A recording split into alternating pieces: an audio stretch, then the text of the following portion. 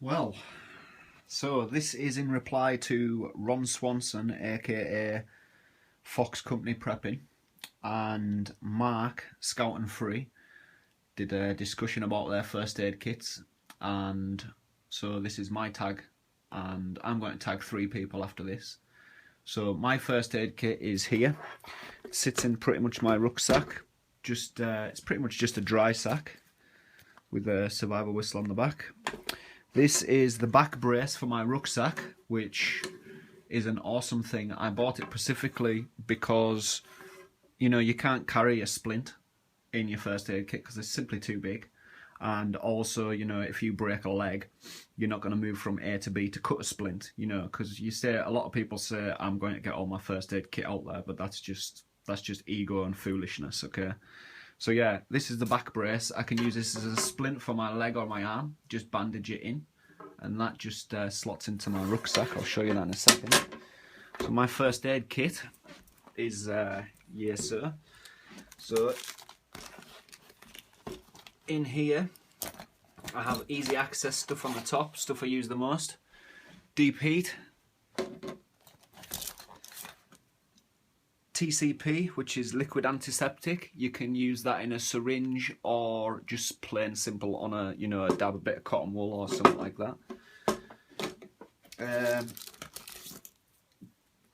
Glucose tablets, because I tend to crash sometimes after a long walk from lack of sugar because of my high metabolism. So yeah, glucose tablets, always handy to have.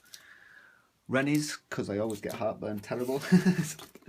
Germaline, which is again just good for small cuts and calluses and wounds between your fingers and toes and stuff like that when you're walking in bare feet, people. I have a small multi-tool for removing teeth or fillings that are damaged or stuff like that. You've got, because as well as a wounded body, you could have a broken tooth like I've had before and had to remove it due to save infection and stuff. Well, this has got a little flashlight on it too, just handy thing to have.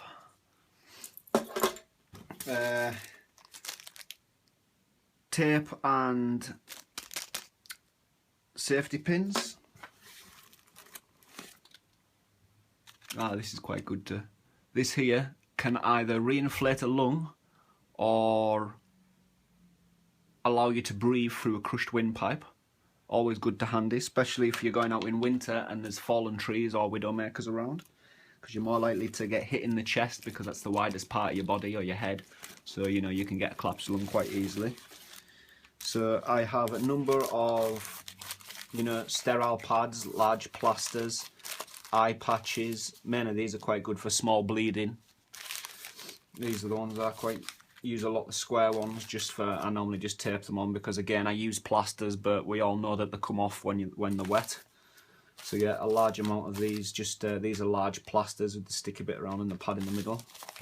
Again, a small mirror, because people, a mirror, right? If you're walking through woodland and you stab yourself with a branch of a tree in the cheek of the face or your eye, or again if you're pulling a tooth out, it's always good to have a small mirror, and again that's quite good for signalling. More of these little suture pads, not suture pads, cotton pads.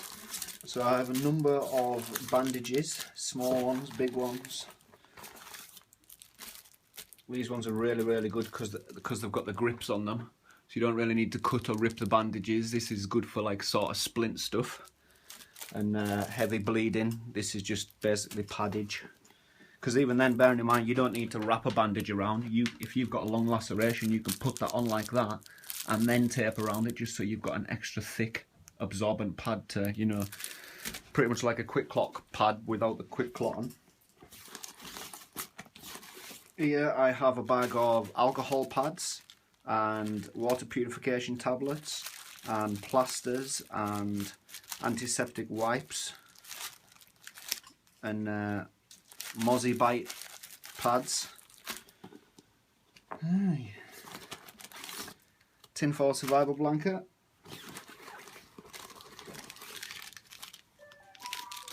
Again, these are my syringes for my TCP. if you've got a deep laceration, it's always good to just take a 0.6 of TCP and, you know, literally get it into the wound and, like, you know, flood it out so that you're guaranteed not to have an infection in the wound before you fill it up with either suture stitches or paper stitches.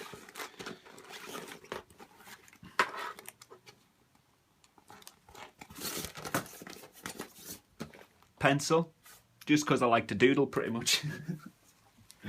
Another little small torch. Plasters, plasters, plasters. Scalpel blade, always good to have.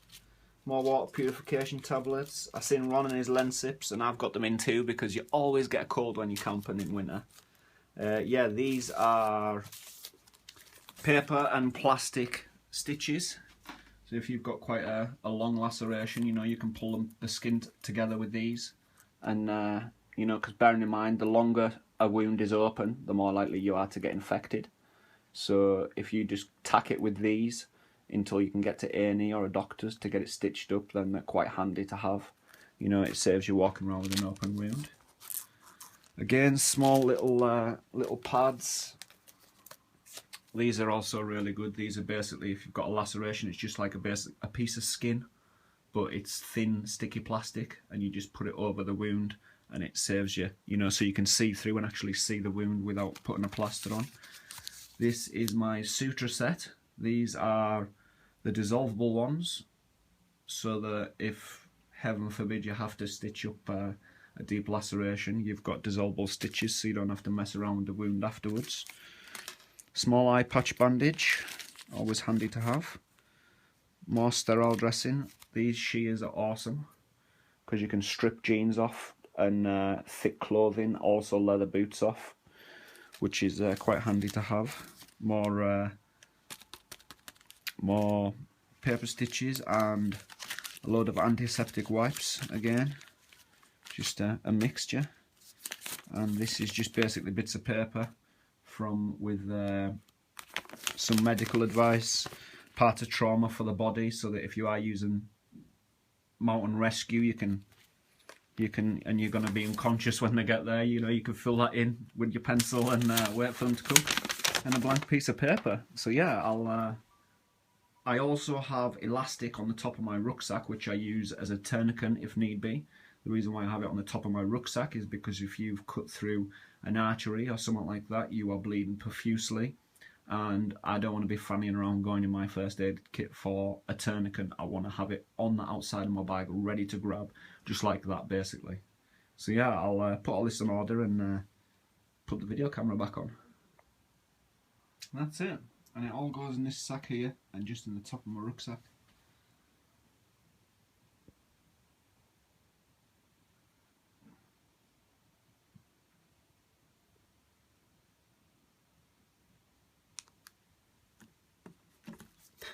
Mirror.